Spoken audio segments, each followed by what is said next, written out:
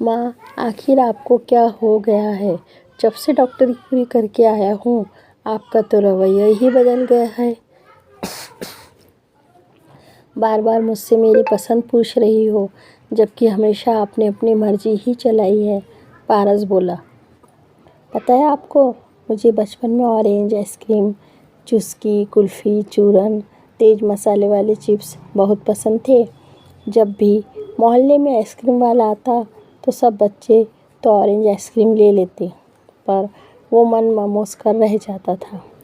आप घर में ही दूध या आम की आइसक्रीम बनाकर दे देती।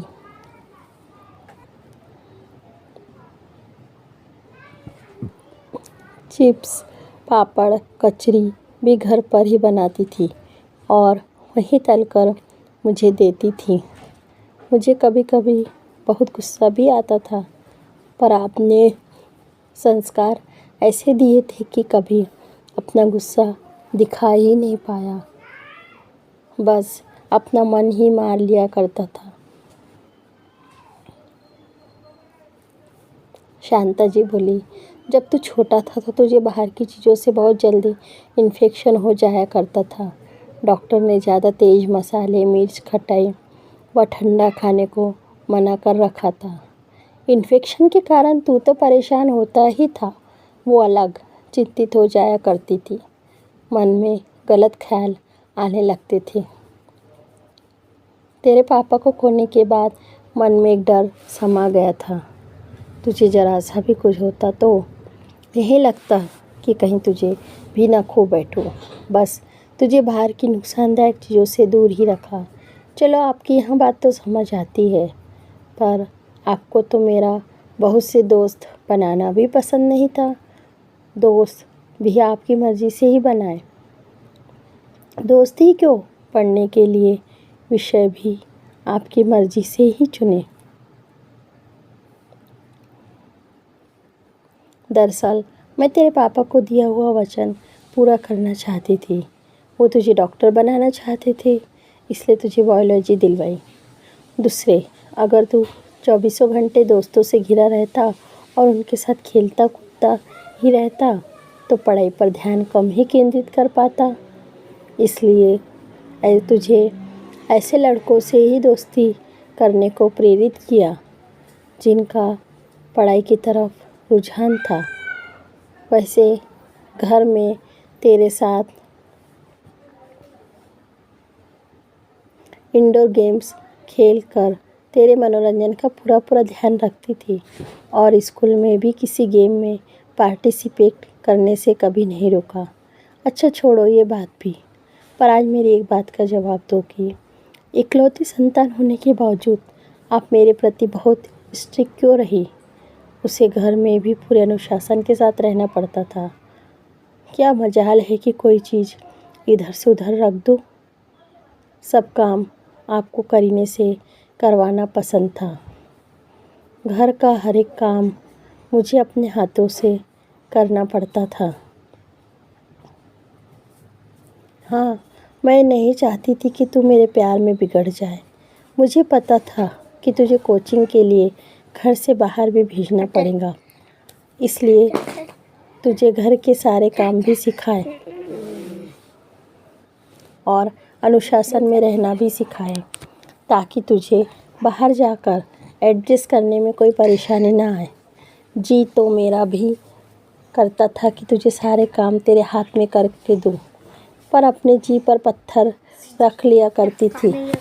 मैं तुझे डॉक्टर बनाने की राह में कोई बाधा नहीं आना देना चाहती। माँ, सच में आपने मुझे जैसे ट्रेन करा उसकी वजह से पहली बार घर से बाहर जाकर कोचिंग लेने में मुझे कोई परेशानी नहीं हुई। वो देखता था कि उसके साथ आए हुए बच्चे शायद बहुत नाजों से पले थे, घर में कभी कोई काम खुद से नहीं किया था, तो उन्हें पढ़ाई के साथ अपने अन्य काम करने बड़े भारी पड़ते थे। कई बच्चे तो बीच में कोचिंग छोड़कर चले भी गए।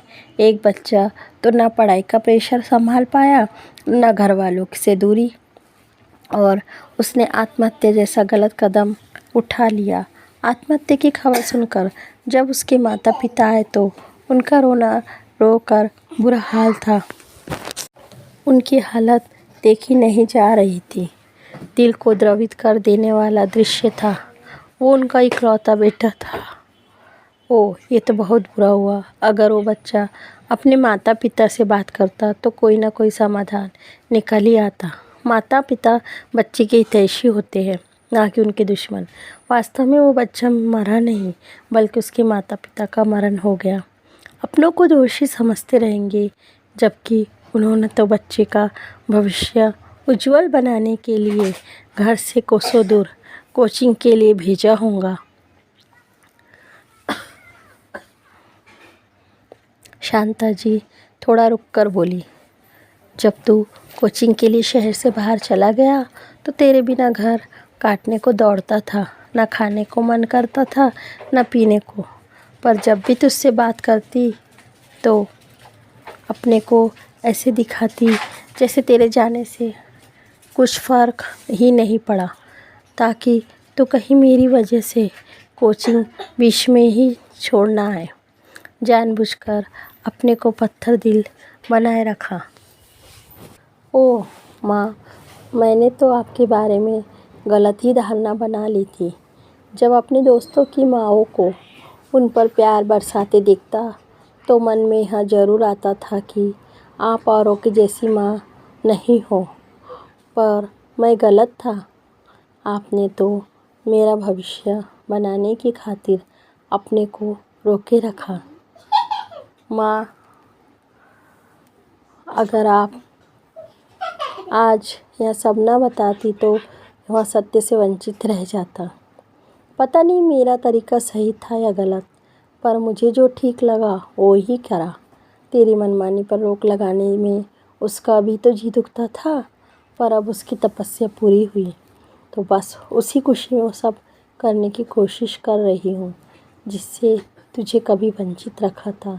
अब तो अपने पैरों पर खड़ा हो गया है, अपना अच्छा बुरा सब समझता है, तो बस अब मुझे भी मनमानी करने और अपनी ज़िंदगी के फैसले अपने आप लेने की पूरी छूट है।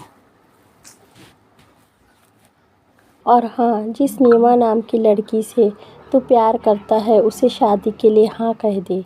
ये कहकर उसका खून मत सुखा कि माँ ही ज़िंदगी के सारे फैसले लेती आई है और उसकी ज़िंदगी का ये महत्वपूर्ण फैसला भी वो ही लेंगी।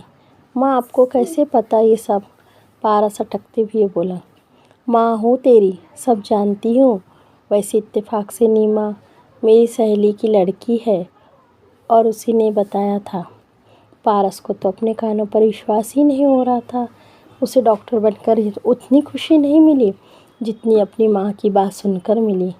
उसे अपने प्यार तो मिल ही रहा था, साथ ही माँ भी असली रूप में मिल गई।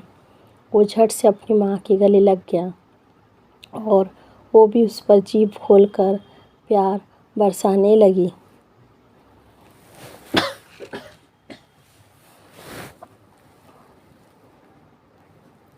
अभी पारस को अपनी माँ के गले लगे 2 मिनट ही हुए होंगे कि उसका मोबाइल बज उठा।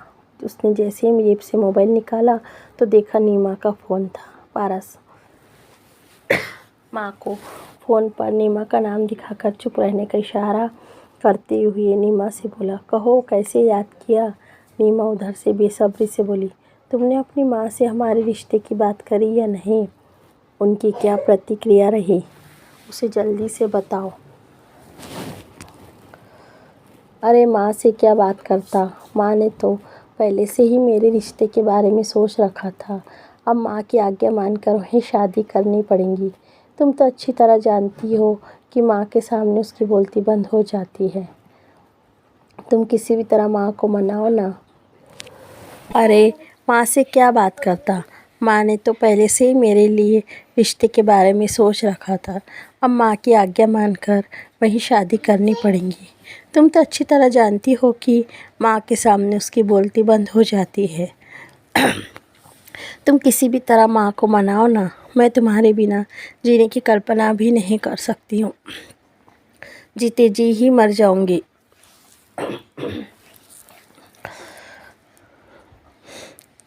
नीमा की बात सुनकर पारस को उसे तरसाने में और मज़ा आने लगा था। वो नीमा से बोला, शायद उनका साथ यहीं तक था। अब वो किसी के दरवाजे पर बारात ले जाने की तैयारी में हैं।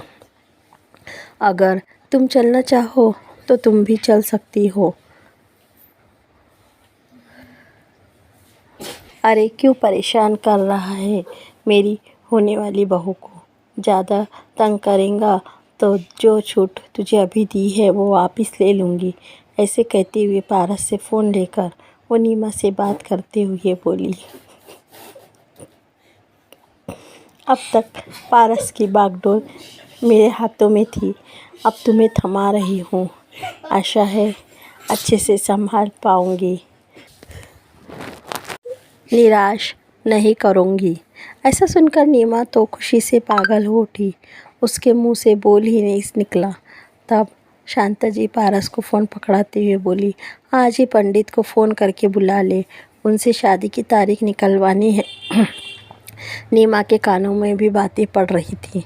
नीमा पारस से बोली, पंडित जी को पहले कुछ ले देकर सेट कर लेना, कहीं ऐसा ना हो कि वो कुंडली मिलान में कोई गड़बड़ी बताकर शादी होने में व्यवधान डाल दे। पारस बोला, अब जब दिल मिल गए हैं तो कुंडली मिलाने की क्या ज़रूरत है। अच्छा पंडित जी को जल्दी से फ़ोन मिला लो ना। अरे फ़ोन रखूँगी तभी तो मिलाऊँगा। ठीक है रखती हूँ, पर जैसे ही डेट तय हो वैसे ही बता देना। अब इंतज़ार का एक एक पल भारी हो रहा है। नीमा ने के फ़ोन रखते ही पारस खुशी खुशी पंडित जी को फ़ोन मिलाने लगा। अब वो नीमा के साथ वैवाहिक जीवन बिताने के सुनहरे सपने बुनने लगा तो शांता जी बहू का सुख भोगने और दादी बनकर बच्चे खिलाने के सपने बुनने लगी।